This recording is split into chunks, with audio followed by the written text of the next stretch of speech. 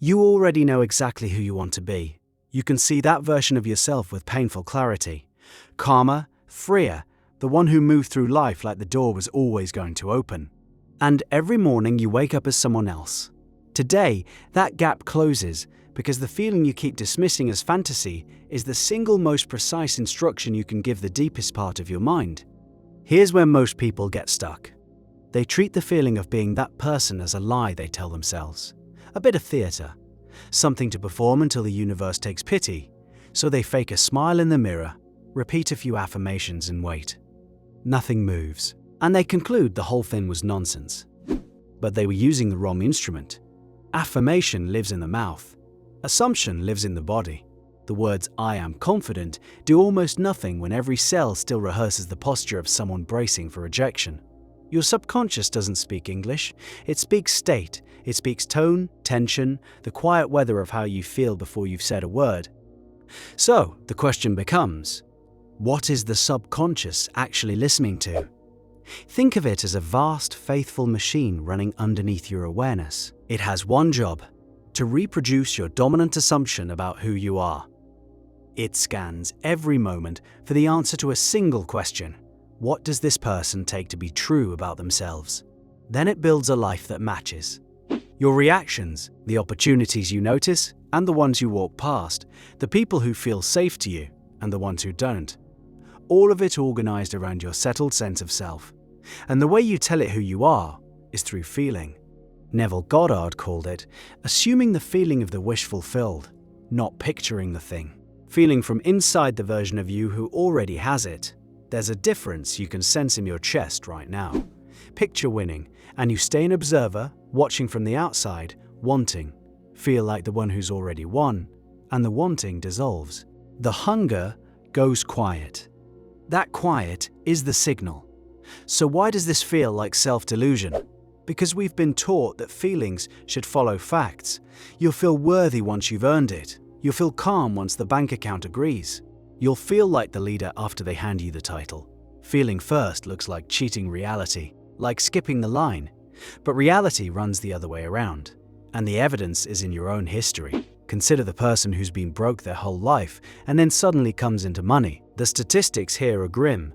A large share of lottery winners are back to their starting point within a few years. Why? The external number changed overnight. The internal assumption didn't. Inside, they still felt like someone the money would eventually leave, and the faithful machine underneath reorganized everything to match the feeling the way it always does. The bank balance lost. The self-concept won. It works in the other direction too. Watch someone who carries themselves like they belong before any proof exists. Doors open that you swear weren't there. They're not lucky. They've simply set the assumption, and the world is busy confirming it. You've seen this in someone close to you. A friend moved away, changed almost nothing about their circumstances, and came back 6 months later speaking differently, standing differently, treating their own worth as a closed question. The job, the money, the relationship followed. But the shift happened first, somewhere quiet, before anyone could see it. They started feeling like a different person, and the facts had no choice but to catch up. So if the feeling does the work, why does the wait sometimes feel endless? Because of what happens in the space between. Now you might be thinking, this is just confidence. Believe in yourself, good things happen. We've heard it. There's truth in that pushback. Your body responds to frequency before your mind responds to words. And belief held loosely changes little. But this goes deeper than a pep talk. Because it's about occupying the arrival now, as a settled fact, the way a track retuned to 432 Hz through a tune just sits differently in your body, link in the description, with the relief and ordinariness of something already done. That word, ordinariness, is where the real work hides. Beginners make the feeling dramatic. They strain. They try to manufacture a wave of triumph and hold it like a breath underwater. That effort is itself a confession that you don't have the thing yet. Straining broadcasts lack. The subconscious hears the strain. Watch how you actually feel about the things you already own. You feel no surge of gratitude that you can read these words, or that a key in your pocket opens your own front door. These truths sit in you quietly, unquestioned, beneath notice. That calm, unremarkable certainty, that's the texture you're after. The goal is to make the new self that boring, This is why the practice is harder than positive thinking and far more honest. Anyone can think a cheerful thought for 10 seconds. Living from a new assumption means catching yourself 100 times a day reverting to the old one and quietly returning. It's a discipline. The teachers called it the mental diet, and it asks more of you than any gym. The space between the assumption and its arrival has a name in the old teachings: the interval. It's the stretch where you felt the wish fulfilled and the outer world has not yet caught up. Most people abandon the assumption right here. They feel the new self for a day, glance at unchanged circumstances, and decide it failed. But a seed underground looks identical to a seed that's dead. The interval is where the reorganizing actually happens, out of sight, where you can't supervise it. Your only job in that stretch is to stay faithful to the feeling while the evidence is still missing. Persistence in the interval is the whole art. So here's the test you'll face by tonight. Something will go wrong, a message won't come, a door will seem to shut. And in that exact moment, the old self will rush back with its familiar verdict. See, nothing's changed. You are who you always were. That moment is the entire game. Because the assumption gets tested in the gap between what you've claimed and what your eyes report. The amateur lets the circumstance rewrite the feeling. The senses say lack, so they feel lack, and the machine underneath dutifully produces more of it. The one who's serious holds the feeling steady while the facts still disagree. This is what living in the end actually demands. You'll meet a delay the way a wealthy person meets a slow afternoon, with mild indifference, because their wealth was never in question. You'll meet a rejection the way a deeply loved person meets one cold stranger, barely registering it because their belonging was settled long ago. The circumstance loses its power to define you. You've already decided what's true, and slowly, the outer begins to bend. This happens because you've changed the lens, and the lens was making the world the whole time. The person who assumes worth notices the open door, says the bold thing lingers one more minute in the room where the opportunity lives. The person who assumes lack leaves early, every time, certain there was nothing there for them. Same room, different exits. The feeling chose which one you took. Let me name the fear honestly because it's the real reason people quit.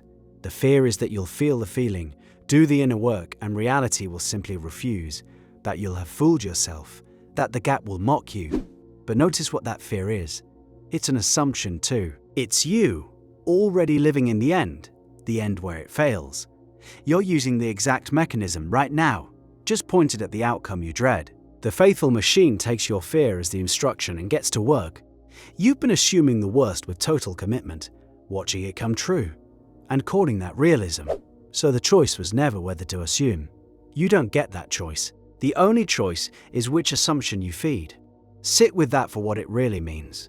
The doubt you treat as honesty is just an old assumption wearing a serious face. The cynicism that feels like protection is a wish fulfilled, the wish to be safe from disappointment, granted in full.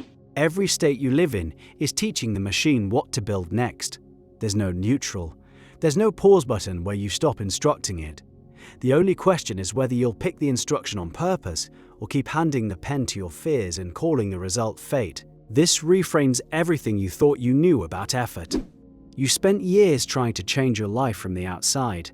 The new habit, the better plan, the harder push.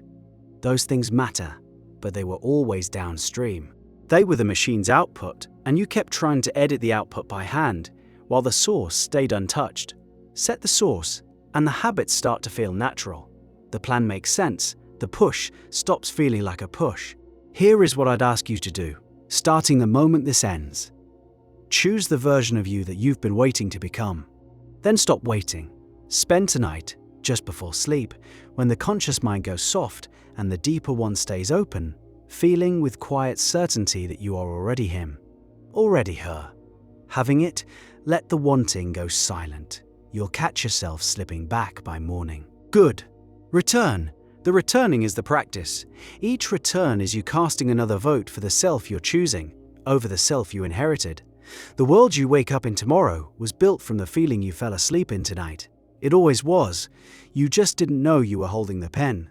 You've been the architect this entire time, designing in the dark, certain you were only a tenant.